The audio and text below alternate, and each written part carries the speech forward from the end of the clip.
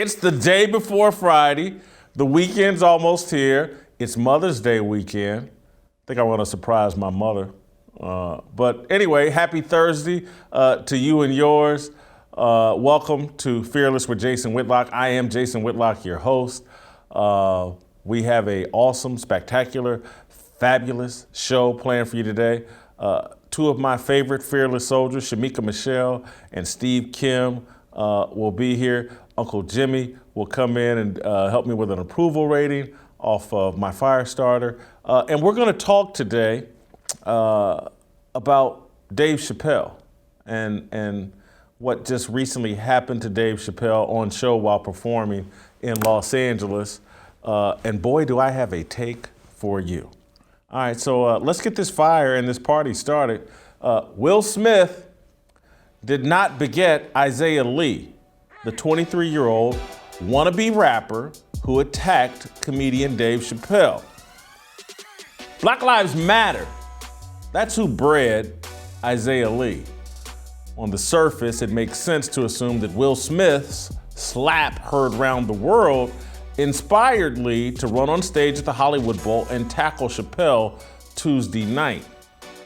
A month ago, Smith struck Chris Rock on the Oscar stage, calmly sauntered back to his front row seat, berated Rock from the audience, and 20 minutes later returned to the stage to deliver an acceptance speech for the night's biggest award.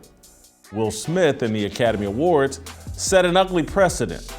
The wildly popular actor assaulted an extremely popular comedian for a harmless joke and suffered no real consequences for his lawless behavior.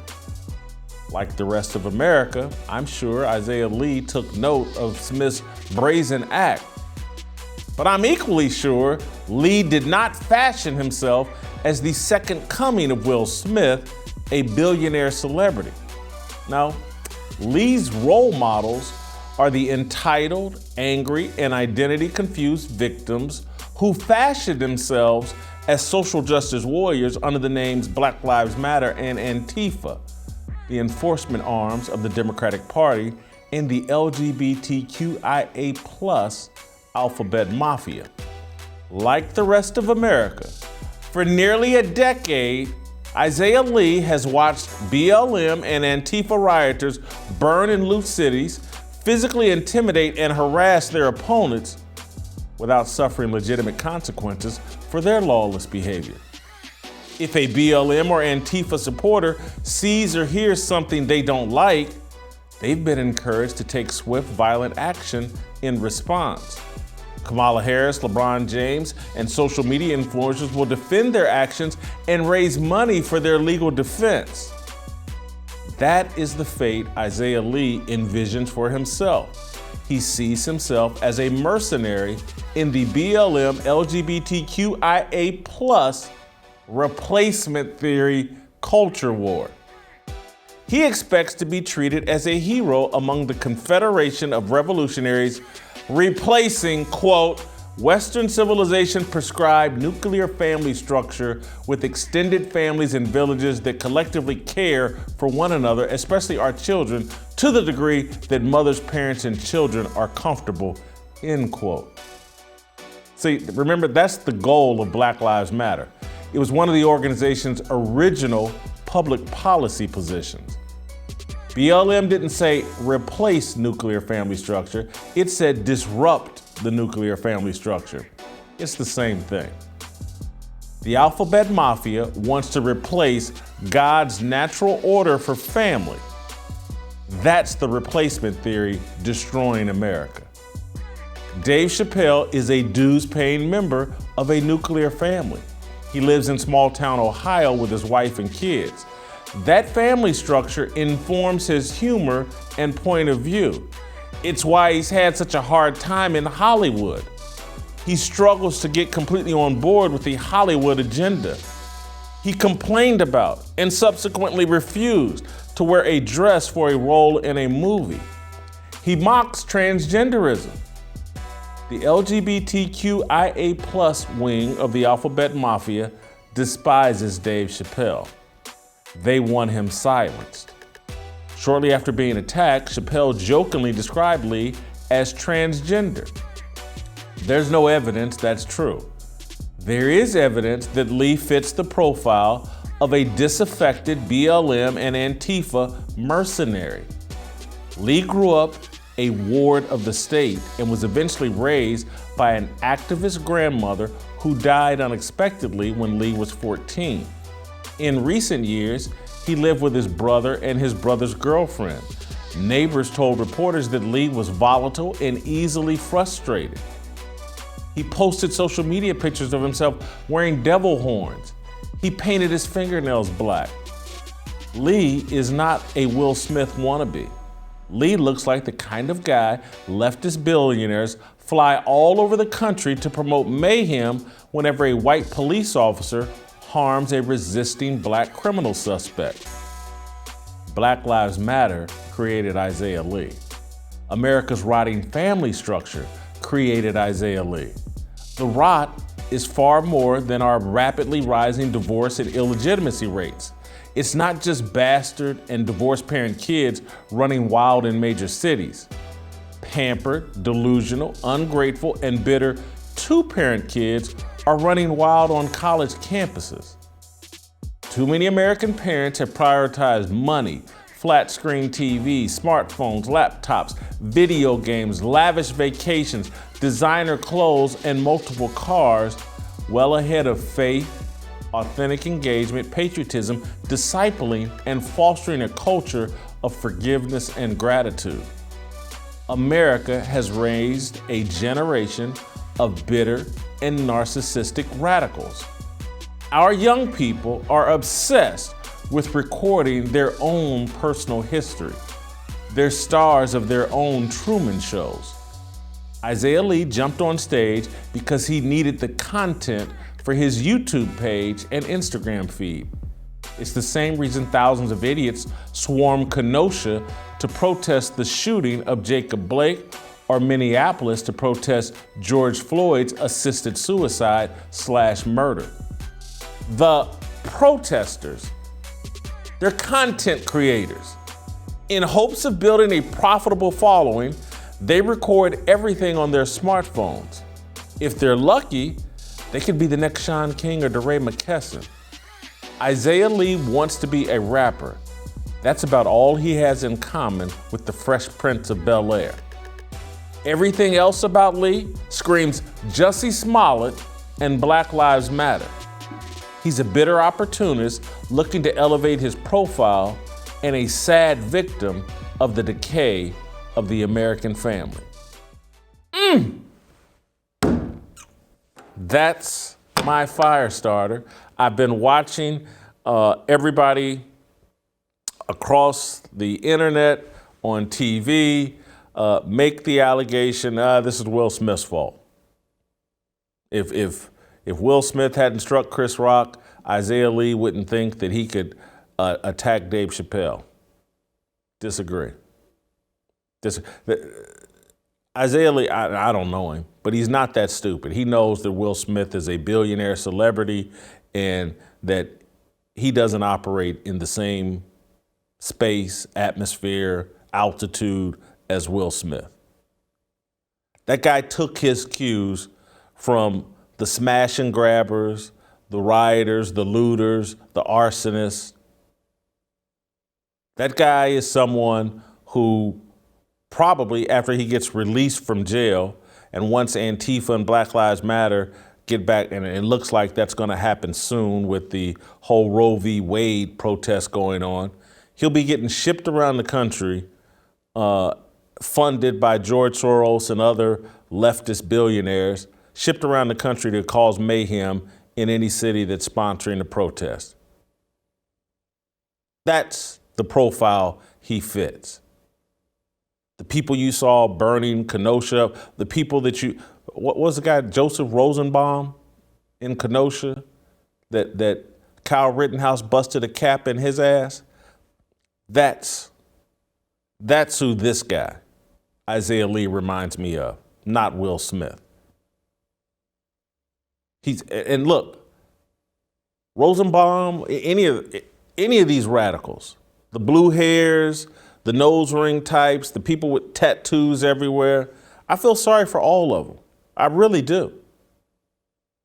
The American family structure has been so dismantled, we're producing radical, nutty, bitter kids who think it's their job to go out and change America and make America bend to their bitterness. It's our neglect. Isaiah Lee is a reflection of our collective neglect of the American family and our misguided priorities. We're not raising kids anymore. We're allowing them to grow up in front of a television, in front of a video game, in front of a smartphone. And we wonder why they're so poor at socially interacting with each other. We wonder why all disagreements potentially lead to violence, that there is no conflict resolution. There is no, hey, I agree to respectfully disagree. There's no mystery here. These kids haven't been raised properly. They haven't been raised at all. Now, Isaiah Lee is a worst case scenario, ward of the state, parents not involved, some 60, 70-year-old grandparent trying to stand in the gap for irresponsible parents. But that's commonplace. But it's also, even with these two-parent families, many of them have been destroyed and they don't know it. They're not engaging and developing their kids. They're showering them with affection, or what they believe is affection, material gifts. They're helicopter parenting to them. They're affirming all of their mistakes and lying to them. Everybody's the greatest. You can do no wrong. The teachers are wrong. And then they grow up in school systems where these nut job teachers don't want to teach them reading, writing, and arithmetic. They want to have long talks about their sexuality. And they want to share their personal stories about their own sexuality. Everybody is a movie star who deserves to be interviewed. And so you have all these blue-haired, nose ring, fat, ugly people. I'm sorry for saying it, and include me in it, talking about myself. But they want to sit in front of a captive audience of children and talk about themselves and who they married and who they're having sex with. We've allowed a perversion within our school systems and have allowed our kids to be perverted by these perverts. And we wonder why they want to paint their fingernails black and jump on stage with a fake gun and a knife and attack at a comedian.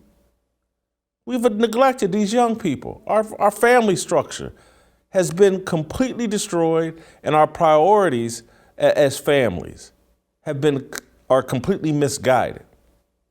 So I don't want to reduce this, and I think it's inappropriate. Oh yeah, Will Smith did this, that's why he did it. No. We did this. America as a whole. We've allowed the nut jobs to lead our society. We've allowed the godless to lead our society. We've allowed the people that want to disrupt nuclear families to lead our society. We think anything goes. I don't have a problem with gay people. I really don't. But I don't see them as suitable parents. You can't convince me. Show me any other animal in the kingdom where the same sex gets together and decides we're going to raise the kids. Everybody else, male and female, get together, have different roles and responsibilities, and raise up their young. That's what's intended. If God intended for two men to raise a child, you could get pregnant through anal penetration or through oral sex. You could get pregnant if that's what was intended, but that's not what was intended. And so this whole disruption of the nuclear family is a disruption and destruction of America. And so all of these young people who have not been properly raised and discipled, they're running wild on college campuses, they're running wild in the street, and Isaiah Lee is running wild at the Hollywood Bowl.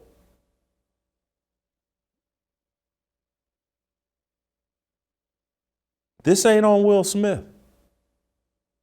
It's on us, the cowards who have allowed this to happen. This connects to my conversation yesterday about men and how cowardly we are and how we're even afraid to stand up and say what we really think. The things that I've just expressed here about all these different definitions of family and who all and who isn't proper people to raise young people. I'm not saying anything controversial. I'm not saying anything illogical. It's just we all live in fear. And again, I have more freedom. I don't want to beat up on y'all. I don't have kids. I'm not married. And I don't work in a corporate environment where I can be punished for saying what I really think. I'm blessed. I'm lucky. But at some point, if the rest of us don't stand up and draw a line in the sand with these nut jobs, we're all going to be afraid to go out in these streets. We're all going to be afraid to go out and enjoy a concert because people like Isaiah Lee, the people we have neglected, are going to try to harm us. That's what's happening. All right. Shemeka Michelle, welcome back to the show. And again, I have not talked with Shemeka. I don't know where she stands on any of this, but I blame Black Lives Matter, not Will Smith, for Isaiah Lee and the attack on Dave Chappelle. Am I crazy? I don't think you're crazy. There's only one thing that I disagreed with during your monologue, and that was when you said he's not that stupid. The lump on his head and that displaced shoulder determined that was a lie because apparently he is very stupid. Listening to you, Jason, I have to agree with you. And I think one of the things, or there's a couple of things that we're doing wrong as parents, and why we see this generation of kids acting the way that they do. We no longer have an understood hierarchy. That's gone. And we no longer raise our kids with values or a standard of behavior. And that hierarchy used to be seen. We had God, man, woman, child. We've gotten rid of God. We've gotten rid of man. Now we have women just running amok, wanting to be in charge, raising kids without values or standards of behavior. And when it comes to the hierarchy, we saw this everywhere, not just in the home, but we used to see it in church. When you went to church, you knew that the pastor was in charge. Under the pastor, maybe were the deacons or the older people in the church. When you went to school, you knew that the teacher was in charge. Over the teacher was the principal. If you went to work, you knew there was a manager in charge. We had an understood hierarchy that we were okay with. Now we are raising these kids to feel like they don't have to answer to anyone. That's why they're running in the streets doing exactly what they want to do. That's why they go to school and curse out their teachers. We have allowed this. And Christians we're supposed to be the watchman on the wall.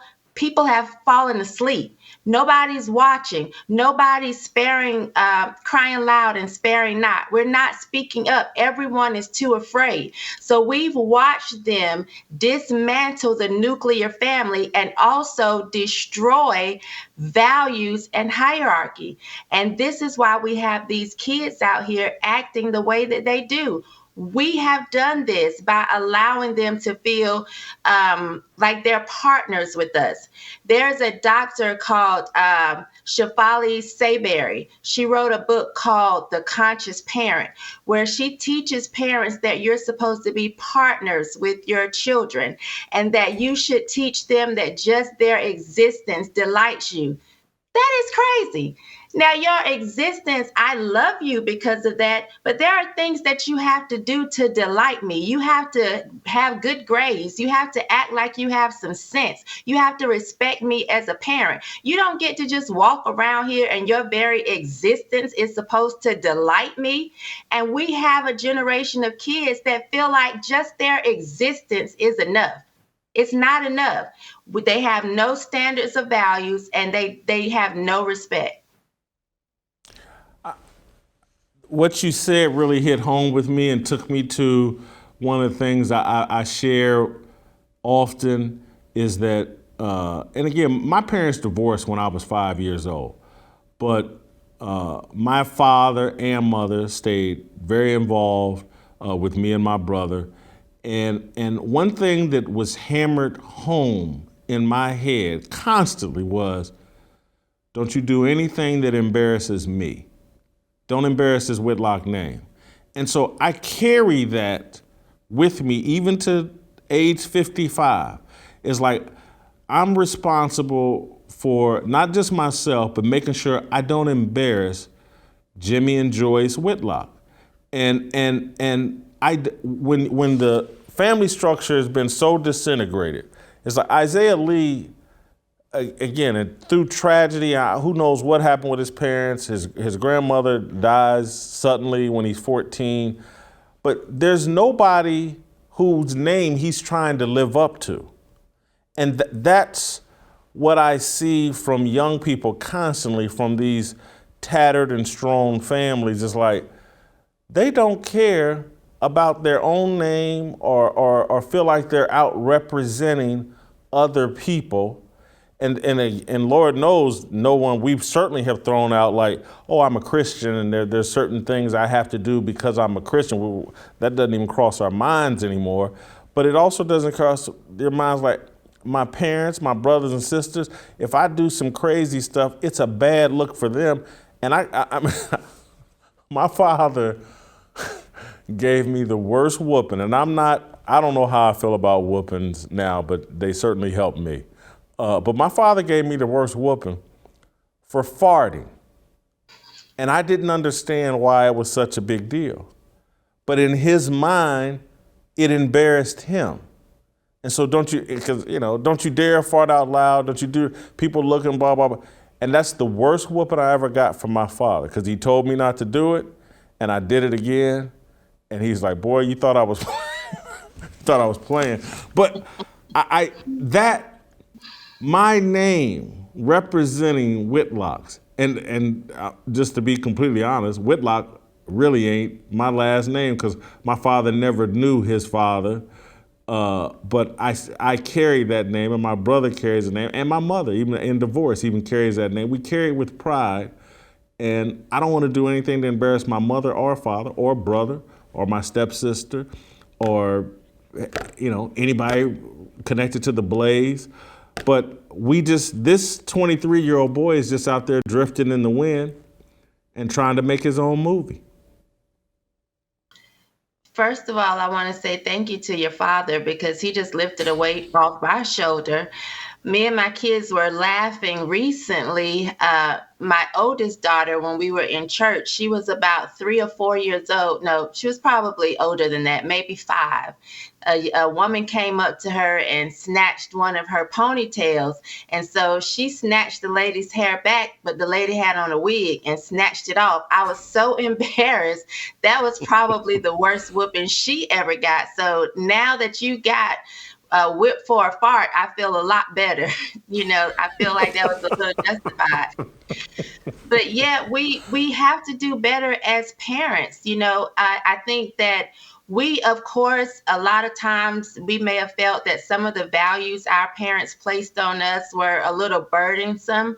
So we don't want to do the same thing to our children, but we have to find a balance, because we have so many kids out here. We are teaching them oppression, and it's like they're in the oppression Olympics. Instead of feeling like they can do bigger and better things than we did, they are actually running around here as if they are growing up in 1922 or 1822 opposed to 2022. And they run around with so much oppression and so much negativity that it's crazy to me. But we have to look at ourselves as parents and as a community. Not only was I afraid to embarrass my mother, I didn't even want a neighbor to see me doing something wrong, because back in those days, your neighbor would get you and then tell your parent that they got you, and your parent would get you again. We have really lost the idea of it takes a village to raise a child, and we have to do better as adults. That's one of the reasons I love this show. I love working for Blaze. Like you said, it's not corporate corporate America, and you get to say exactly how you feel. That's important, because we're going to really have to stand up and speak out, because these children, if we don't do something now, 20 years from now, it's going to be worse than it is now, because we have these kids who are going to find a way to have children if they don't kill them all. And how are they going to raise them? We already lack values, and we already lack the hierarchy of the respect that we used to have. It's only going to get worse. And of course, like you said, the men are going to have to stand up, but we're going to have to support you all as women, and stop trying to fight against you and wanting to be in charge and wanting to undermine everything that you attempt to do. The point you made about this oppression Olympics that we got going on is, when I think about my parents, again, they're born, I think, in the 30s. If my mother's 82, that makes her in the 30s. I think 39, something like 1939 she's born. And so one of the things that they recognized, my parents, was like, whoo, yeah, America's got some racial history, and white folks sure can be prejudiced. But they also had the knowledge of, like, holy cow, look at the world my kids are born into, and what we accomplished, my generation, Dr. King and that generation, look at all this opportunity that's out there. And so my father wasn't a big fan of white people, but he was even less of a fan of excuses. He's like, what you got to complain about with all this opportunity? If I had this kind of opportunity, my God, And so it was like they wanted me to participate in the opportunity Olympics, because they saw, like, wow. I mean, because my mother can tell stories to this day about, couldn't go to this shopping store and try on the clothes. Black kids weren't allowed to try on the clothes that they were going to buy. You just had to buy them and hope they fit when you got home.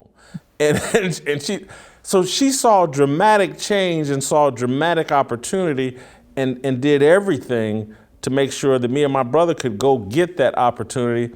And now I look at this current generation of kids, and it's almost like they've been raised to go look for the oppression rather than the opportunity.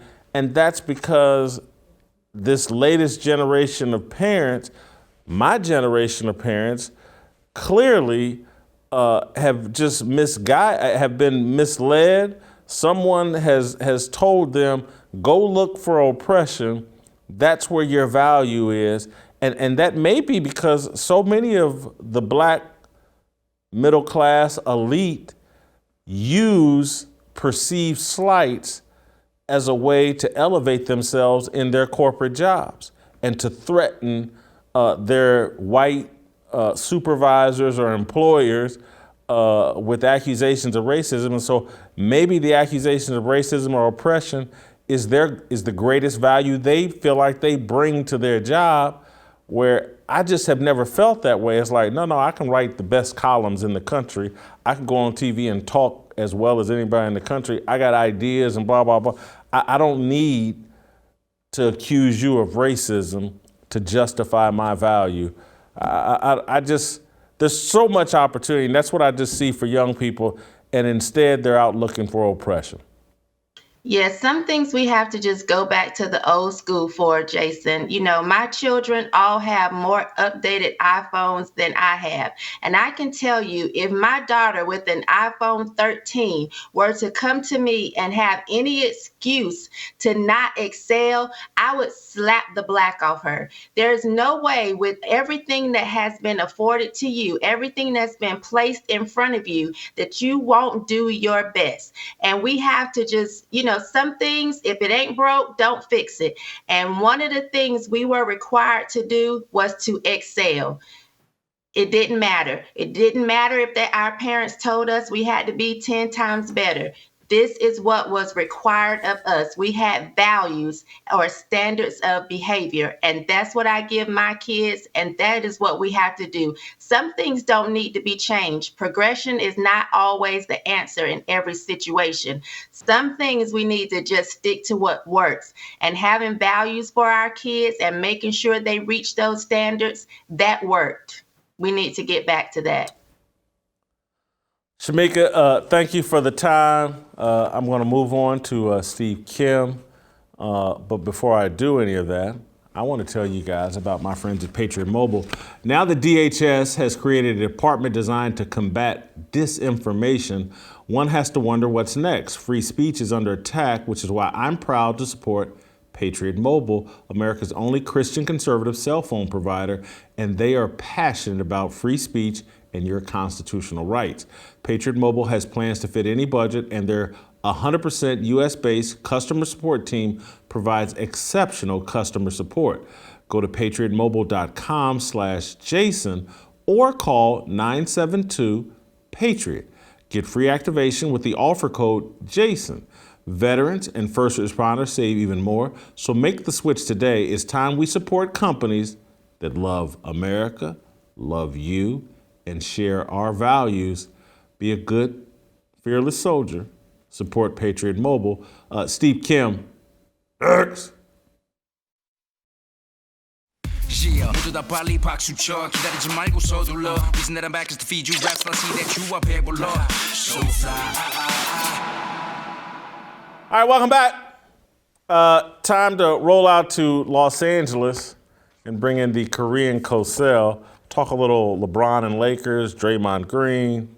Barstool president Dave Portnoy had some interesting things to say. But I want to start, Steve, by asking your reaction to my take on Dave Chappelle's attacker and saying that don't blame Will Smith, blame Black Lives Matter for this idiot attacking Dave Chappelle. I'm glad you asked, Jason. First of all, good afternoon. I jotted down some notes here on this index card. By the way, the original tablet. I still use these. I'm old school. All right, couple things here. Number one, I want to get a little humorous. I saw the picture of him being loaded up into that paramedics thing or that ambulance.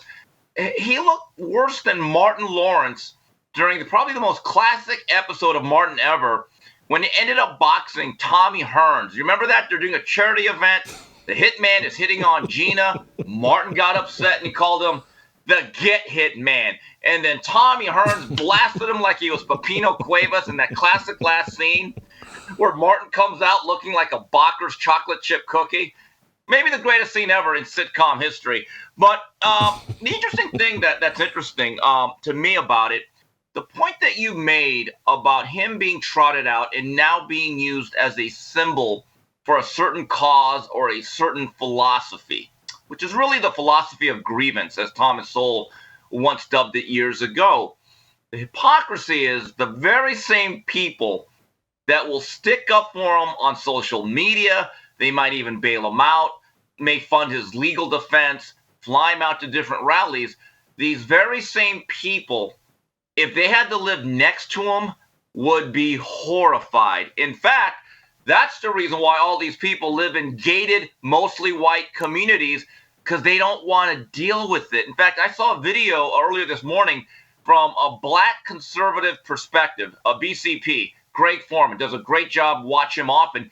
He actually detailed how much of an issue he was living in LA with his brother and her girlfriend, how every week there was some sort of disturbance. He was handcuffed once or twice, taken away. There were loud arguments out in the corners of the street, and it became a general nuisance to everyone that lived around it. So that's the other issue.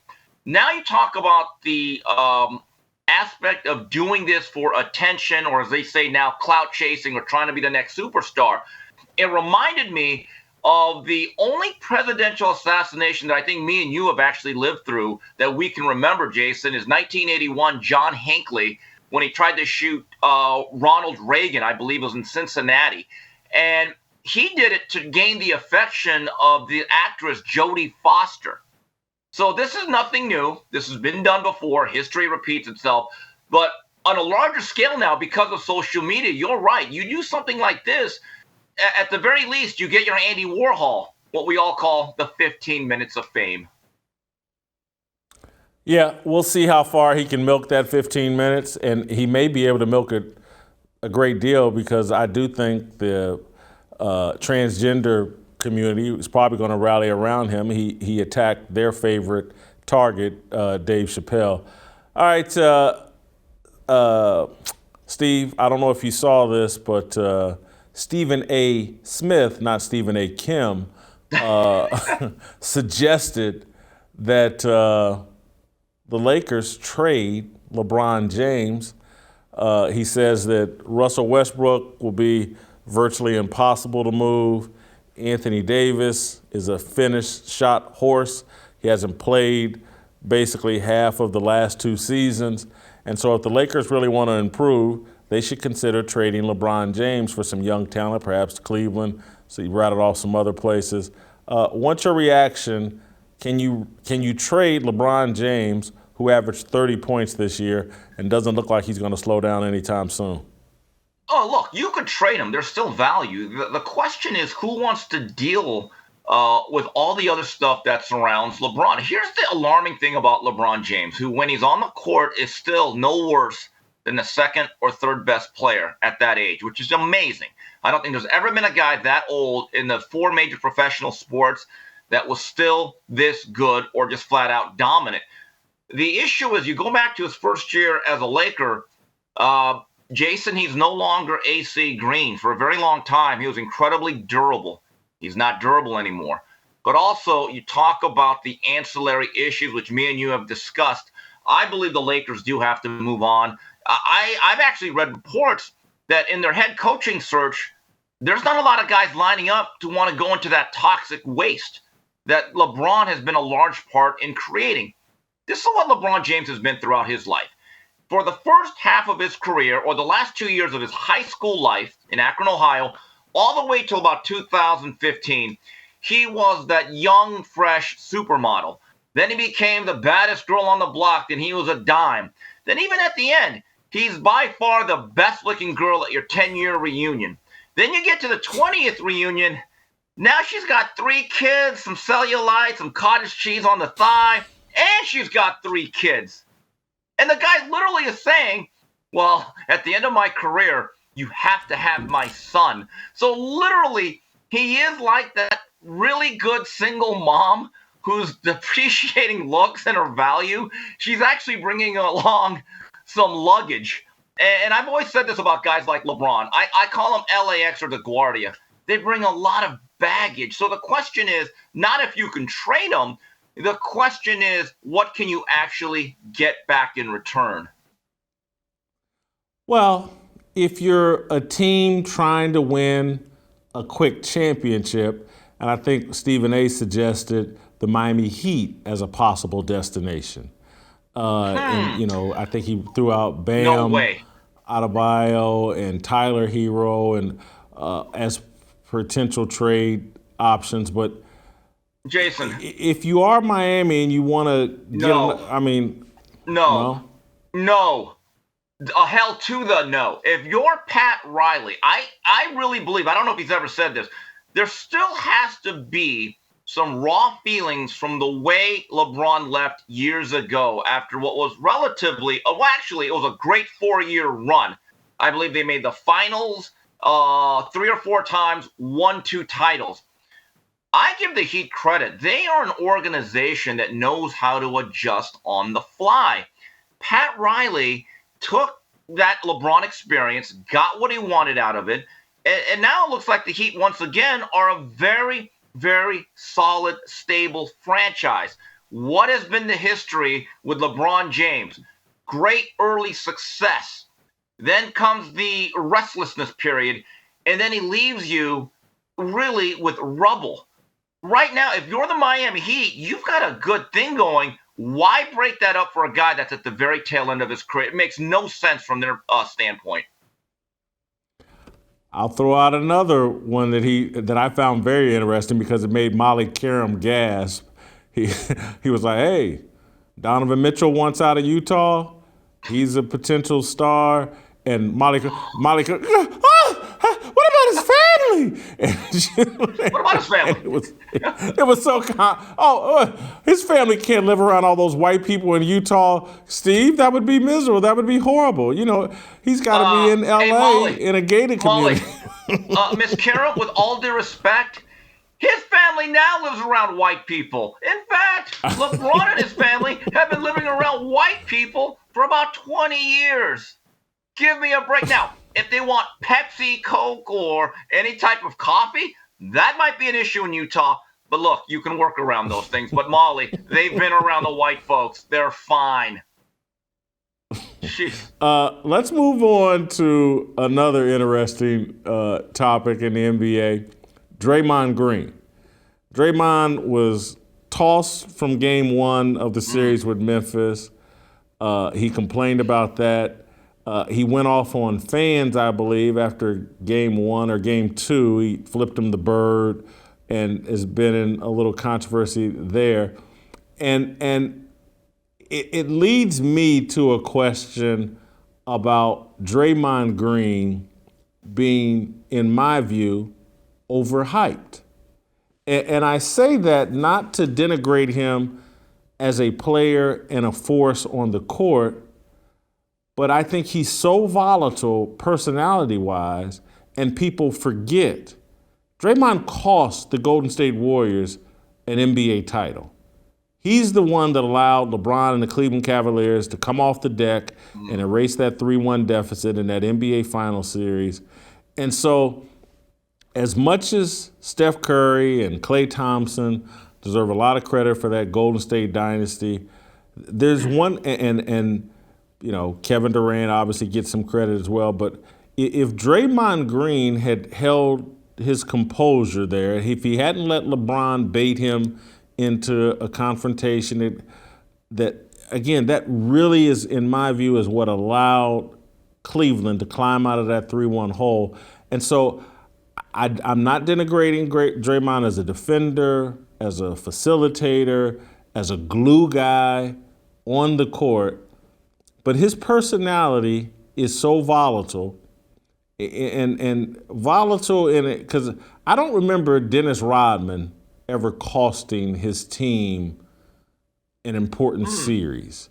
Now, Dennis Rodman was a nutcase and nuttier than Draymond Green, but I just think Draymond, I consider him a bit overhyped, not as a player, but as a personality, and you know, he's a different kind of Charles Barkley, because as great a player as Charles was, if he had gotten in shape earlier in his career, he would have accomplished more on the court. And so I love Charles, but I would have to say, as great as Charles's career was, he a bit underachieved because of his lack of maturity. And I'm going to say the same thing is going to hold true for Draymond Green.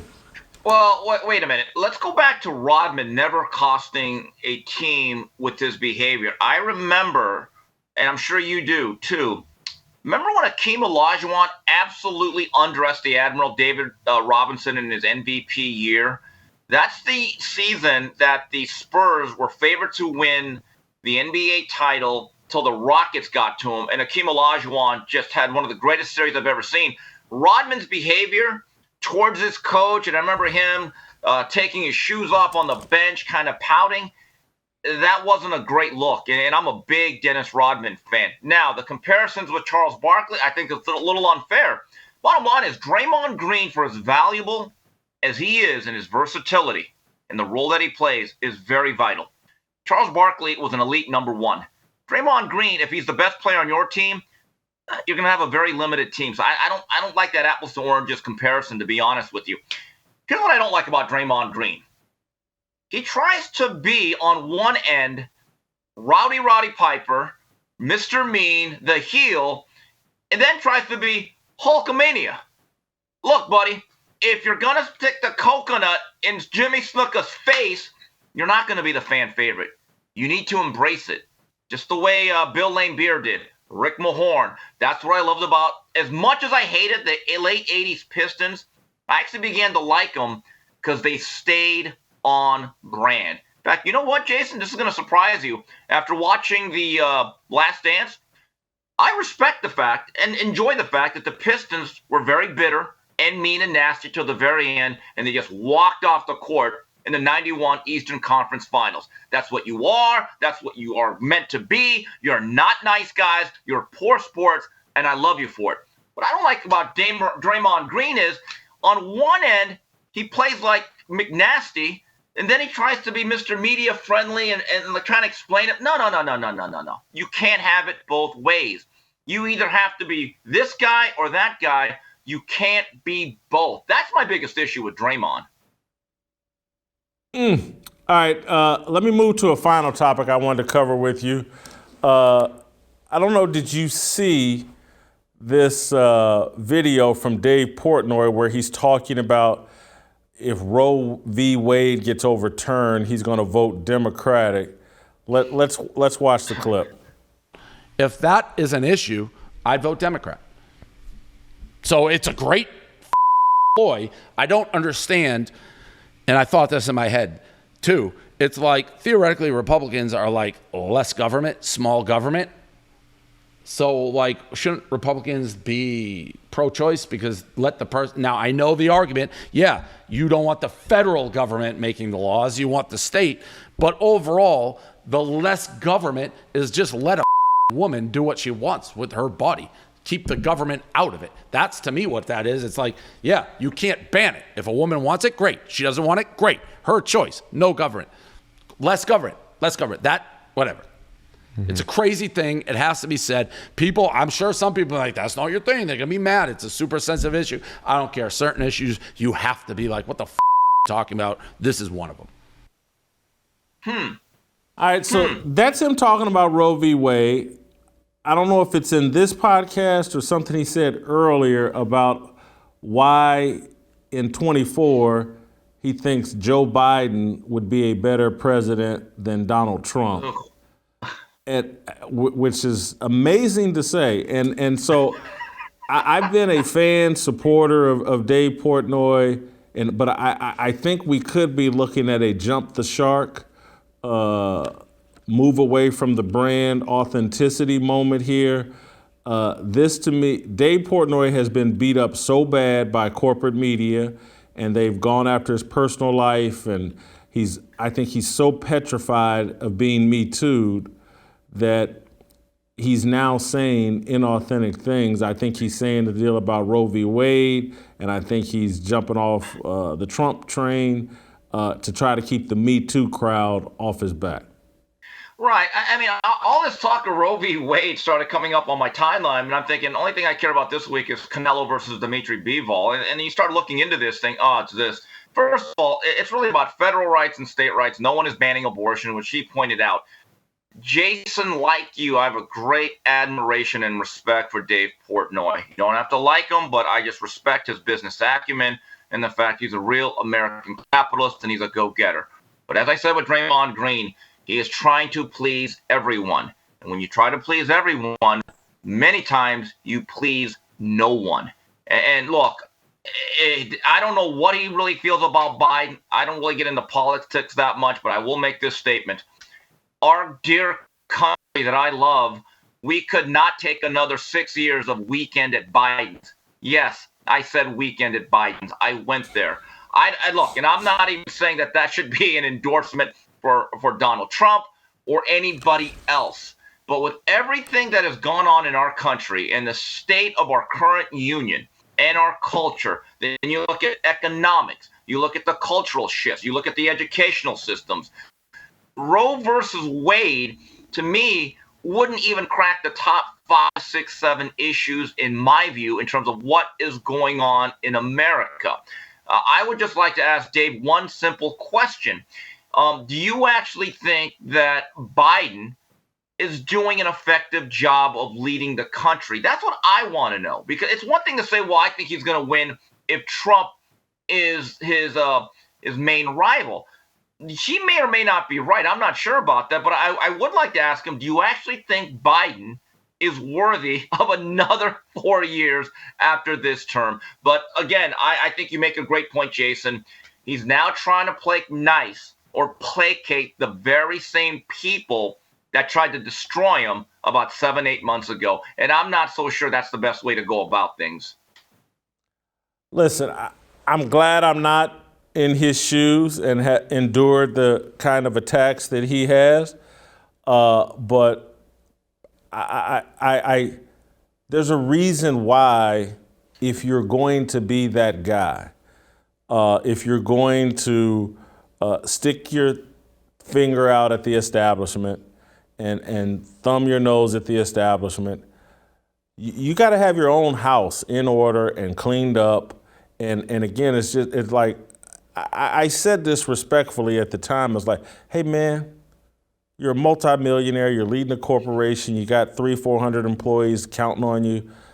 Date 25-year-olds and or above. You know, what are you doing running around with 20 and 21? I know it's legal, but that's all going to be problematic for you. And so that's, I'm just telling you, when I hear this and I hear this kind of pivot, Donald Trump gave me an interview at the White House. And now I'm supposed to believe that, oh, you'd rather have Joe Biden as president, looking at the mess that we got. Heck, if you just look at Penn stock, I think Penn stock is down to $37. Right. You know, I can't believe he's like the kind of economic destruction we've seen, the inflation and just all the, I just don't believe it.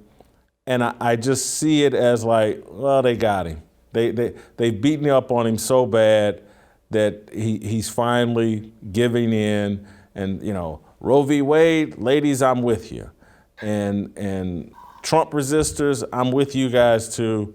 Just leave me alone. I just want to enjoy my money and you know, do my podcast. Right. But I don't know, I'm kind of sad behind it.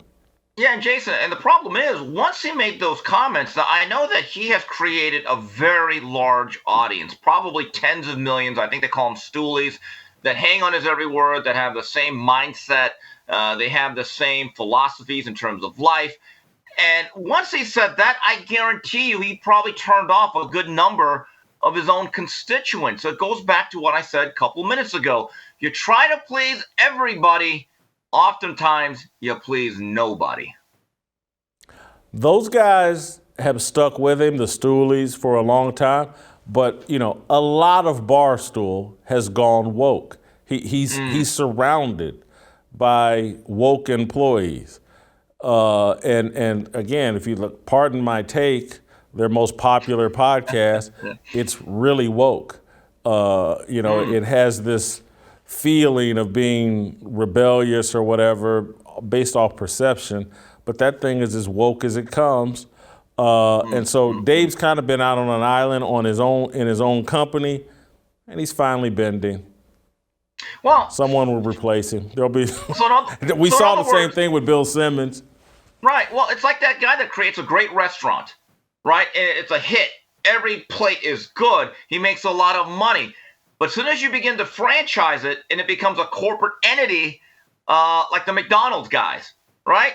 We didn't hear a lot about them. It became Ray Kroc's company. The McDonald's guys, or whoever they were, You didn't hear from them. They lost control of the company. It's very akin to that. Thank you, Steve. I got to go. Get your Fearless Army swag at shopblazemedia.com/fearless. I'm sorry. shopblazemedia.com/fearless. All right, Uncle Jimmy and our approval rating on Dave Chappelle. It's my obligation, no hate, discrimination, raising up your hands for freedom.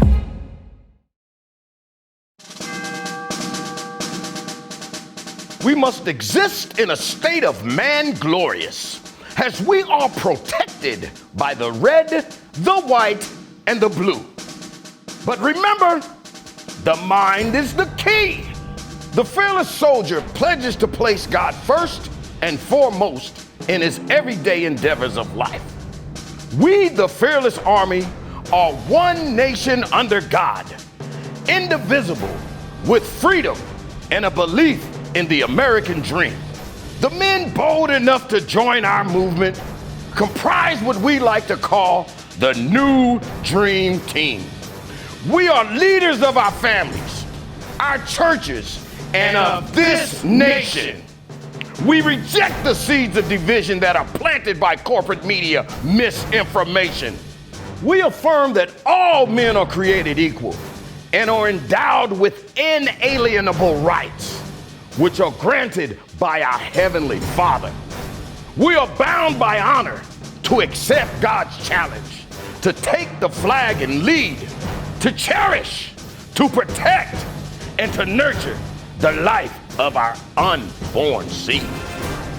I am a fearless soldier, so shed no tears for me. I am not a victim. I am the man that God made me to be. Amen.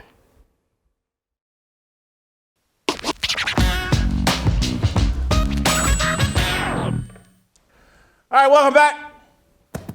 Time for the approval rating with Uncle Jimmy. We'll get his take on Dave Chappelle, his attacker, and how we handled the entire conversation.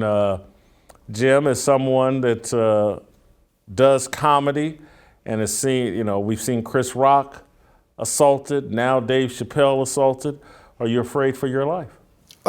No, but before we get started there, can I give you an approval rating on one thing real quick? Go ahead. Because you told the story, and America, I know what y'all thinking. Listen, you do realize that you and I have ridden in a car to Denver, and we've ridden. You do realize that, right? Yes. So I can speak. America, I've smelled Jason's farts. Jason deserved to have his ass beat. Okay, you did say, now listen, bro, you said, well, I did it once. And he warned you like, son, don't do that again.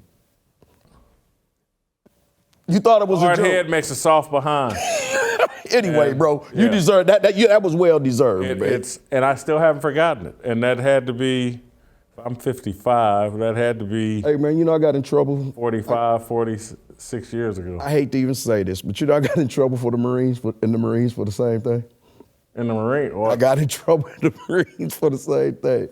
We was supposed to be in a meeting, and I just let out one just to be funny. I never done so many bends and thrusts in my life. And he said, you think it's funny? You think it's funny? You think it's funny when you're in a foxhole and everyone's got to be quiet and you blow your ass and the enemy hears it and then he gets everyone killed? Kind of took the fun out of it for me. Like, damn, it was just a fart, man. Don't go there. Go ahead, I'm sorry. I wouldn't do this in a foxhole in Vietnam. It was fun because you got to be quiet. All right. Let's go. Dave Chappelle standing strong. I'm a little surprised this guy attacked him as yoked up as Dave is these days. But let's start. I think this tour or whatever he's taping is called Netflix is a Joke. He's taking a bunch of money from Netflix. Now maybe he's taking a pot shot. Anyway, job performance for Dave Chappelle. I don't have him at perfect, but I got him close. I got him at a 24. I'm going to give him a 25.